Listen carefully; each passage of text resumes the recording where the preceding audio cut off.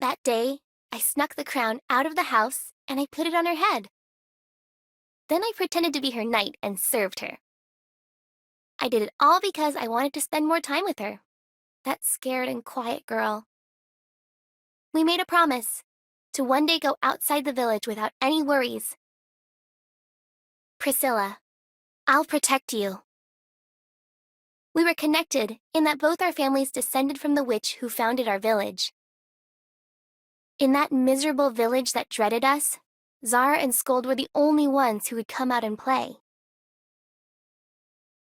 But I was so happy. Sometime after Scold returned to her hometown and Zara joined the military, I invited Priscilla to go outside the village for the first time. She had been crushed ever since the two had left, so I wanted to cheer her up, even if just a little. Priscilla was worried about stepping outside, but it's okay. I'll protect you. I held her hand so she wouldn't get lost, and the two of us had so much fun. It was my first time seeing a village so lively, my first time in forever seeing Priscilla smile. That was our last happy memory together.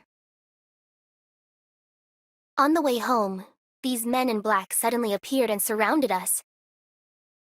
Our witch! Our beloved witch! Every man was shouting, their eyes cast onto Priscilla.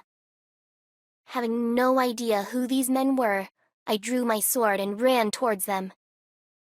I have to protect Priscilla! But I was powerless. There were simply too many of them.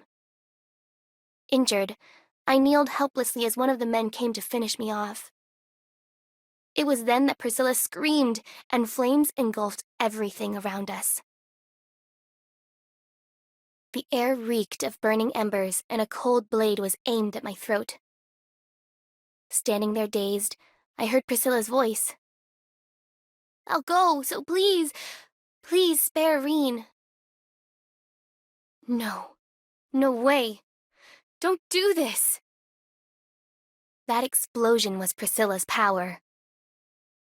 She became a witch to protect me, and those men took her away in exchange for my life. Priscilla! Priscilla! I kept calling to her as she left, forced to wear a crown identical to the one in our village. When the carriage carrying Priscilla vanished into the distance, someone spoke. We will return our witch to where she belongs. You are not needed. From the very beginning, these men never intended to keep their promise. Am I going to die here, unable to protect her? I can't let that happen. I can't! Before I knew it, the rage and the shame from not being able to keep my promise had granted me magical power. One of the men noticed my transformation, but he was too late. I won't let you get away with this. I will defeat every last one of you. I returned to the village, snuck into my house, and stole the crown. It was a gorgeous crown, said to have been worn by the witch who founded the village. To me, it was a symbol of the promise we made. It's the same as the one they forced her to wear, the mark of a witch. On an old paper hidden with the crown, I read about the group who took Priscilla. They were a secret society created by aristocrats, a society that worshipped the witch. The witch was rescued by traders within the society, allowing her to make her way here to found this village. And ever since then, the society has been searching for the village of traders and the witch they were to worship. If I were to have become a witch sooner, I could have protected her.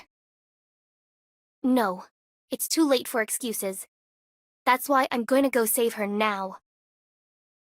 I probably won't ever return to this village.